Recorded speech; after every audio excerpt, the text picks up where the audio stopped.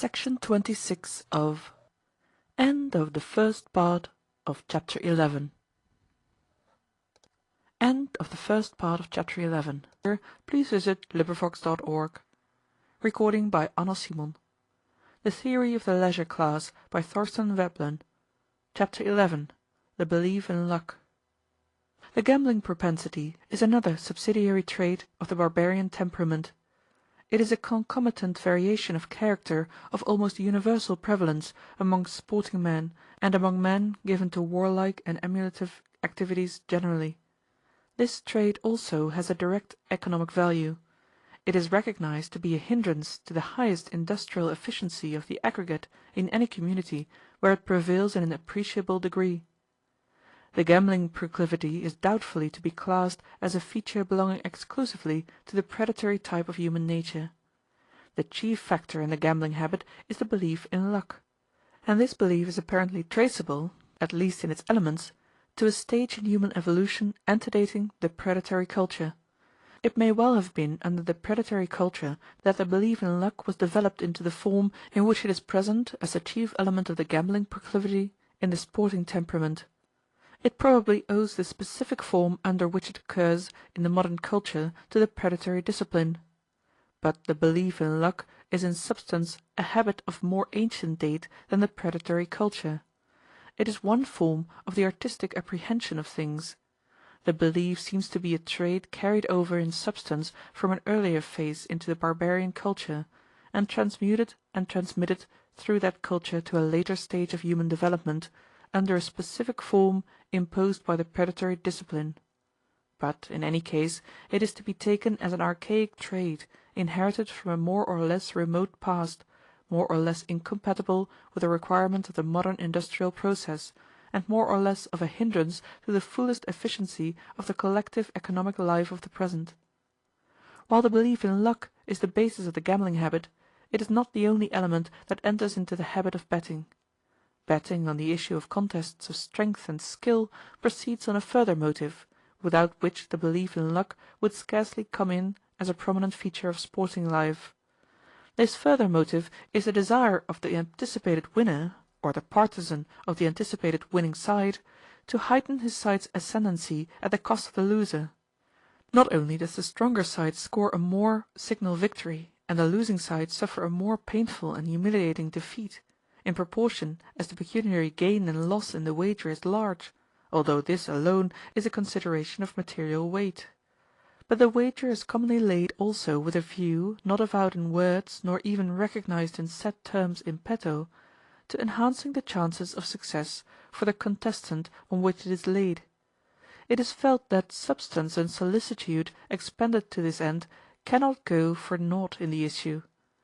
There is here a special manifestation of the instinct of workmanship, backed by an even more manifest sense that the animistic congruity of things must decide for a victorious outcome for the side in whose behalf the propensity inherent in events has been propitiated and fortified by so much of a conative and kinetic urging.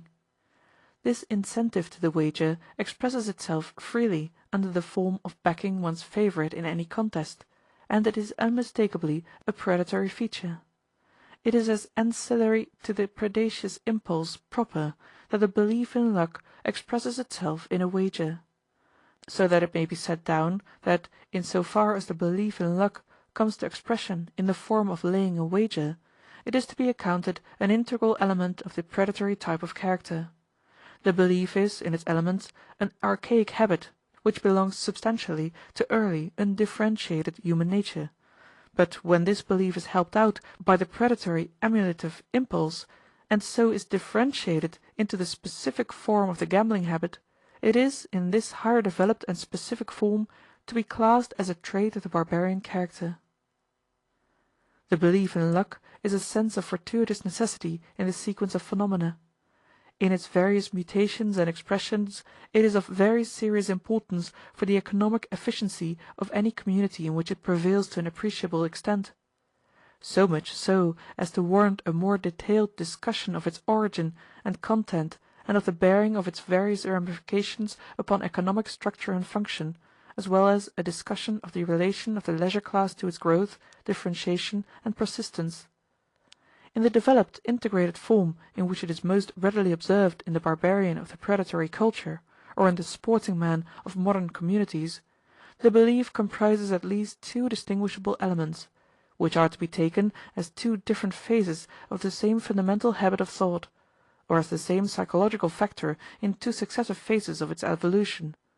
The fact that these two elements are successive phases of the same general line of growth of belief does not hinder their coexisting in the habits of thought of any given individual. The more primitive form, or the more archaic phase, is an incipient animistic belief, or an animistic sense of relations and things, that imputes a quasi-personal character to facts. To the archaic man all the obtrusive and obviously consequential objects and facts in his environment have a quasi-personal individuality. They are conceived to be possessed of volition, or rather of propensities which enter into the complex of causes and affect events in an inscrutable manner. The sporting man's sense of luck and chance, or of fortuitous necessity, is an inarticulate or inchoate animism. It applies to objects and situations, often in a very vague way, but it is usually so far defined as to imply the possibility of propitiating, or of deceiving and cajoling, or otherwise disturbing the holding of propensities resident in the objects which constitute the apparatus and accessories of any game of skill or chance. There are few sporting men who are not in the habit of wearing charms or talismans, to which more or less of efficacy is felt to belong.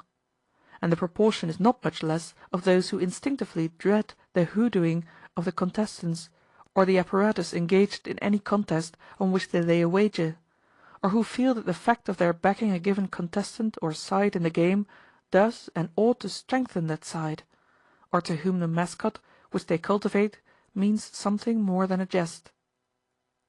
In its simple form, the belief in luck is this instinctive sense of an inscrutable teleological propensity in objects or situations.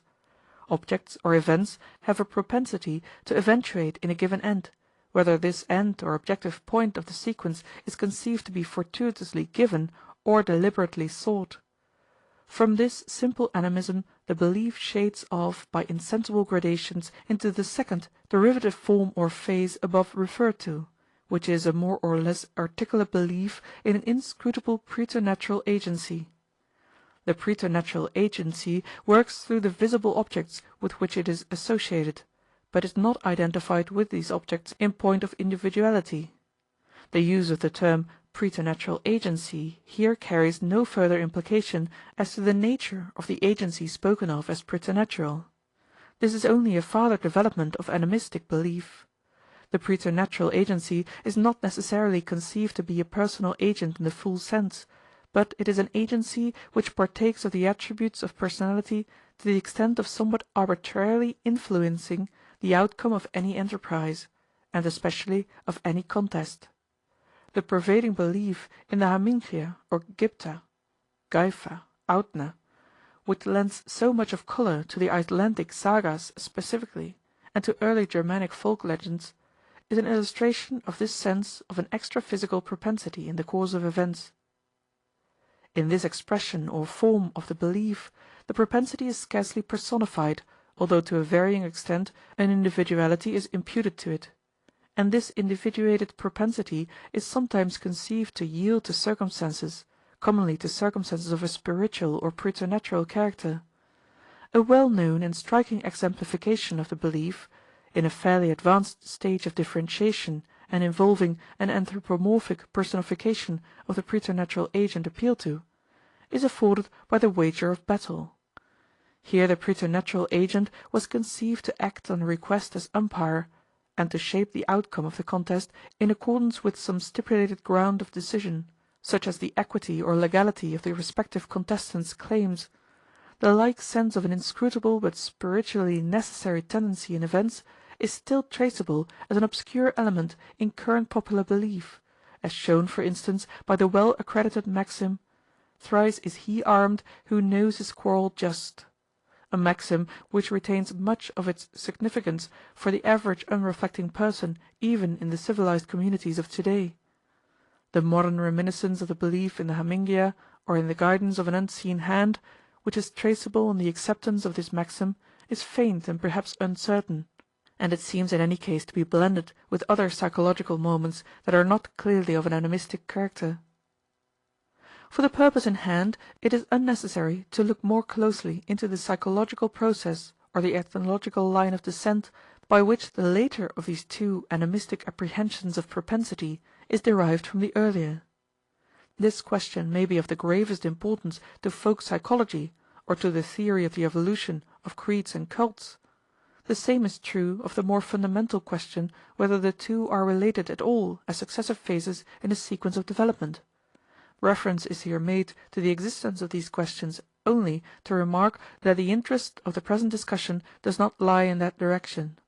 So far as concerns economic theory, these two elements or phases of the belief in luck, or in an extra-causal trend or propensity in things, are of substantially the same character.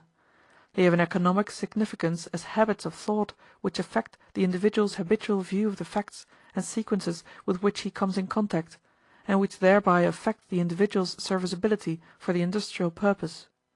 Therefore, apart from all question of the beauty, worth, or beneficence of any animistic belief, there is place for a discussion of their economic bearing on the serviceability of the individual as an economic factor, and especially as an industrial agent. It has already been noted in an earlier connection that in order to have the highest serviceability in the complex industrial processes of today, the individual must be endowed with the aptitude and the habit of readily apprehending and relating facts in terms of causal sequence. Both as a whole and in its details, the industrial process is a process of quantitative causation.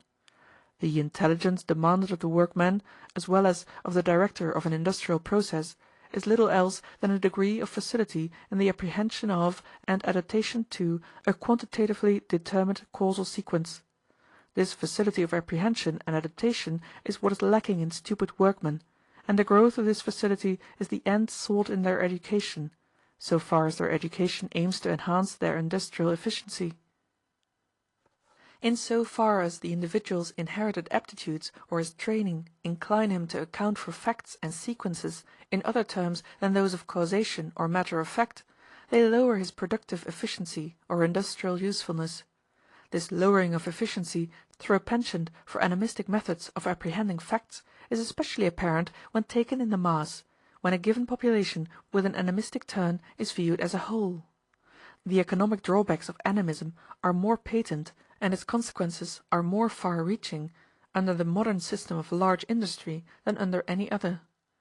In the modern industrial communities, industry is, to a constantly increasing extent, being organized in a comprehensive system of organs and functions mutually conditioning one another, and therefore freedom from all bias in the causal apprehension of phenomena grows constantly more requisite to efficiency on the part of the men concerned in industry.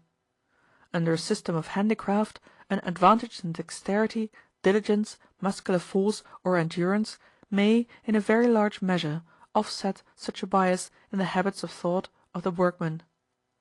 Similarly, in agricultural industry of the traditional kind, which closely resembles handicraft in the nature of the demands made upon the workman. In both, the workman is himself the prime mover chiefly depended upon, and the natural forces engaged are in large part apprehended as inscrutable and fortuitous agencies, whose working lies beyond the workman's control or discretion.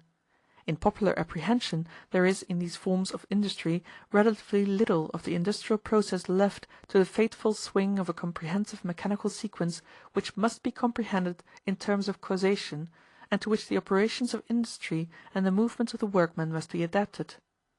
As industrial methods develop, the virtues of the handicraftsman count for less and less as an offset to scanty intelligence or a halting acceptance of the sequence of cause and effect. The industrial organization assumes more and more of the character of a mechanism in which it is man's office to discriminate and select what natural forces shall work out their effects in his service. The workman's part in industry changes from that of a prime mover to that of discrimination and valuation of quantitative sequences and mechanical facts. The faculty of a ready apprehension and unbiased appreciation of causes in his environment grows in relative economic importance, and any element in the complex of his habits of thought which intrudes a bias at variance with this ready appreciation of matter-of-fact sequence gains proportionally in importance as a disturbing element acting to lower his industrial usefulness. Through its cumulative effect upon the habitual attitude of the population, even a slight or inconspicuous bias towards accounting for everyday facts by recourse to other ground than that of quantitative causation may work an appreciable lowering of the collective industrial efficiency of a community. End of the first part of Chapter 11.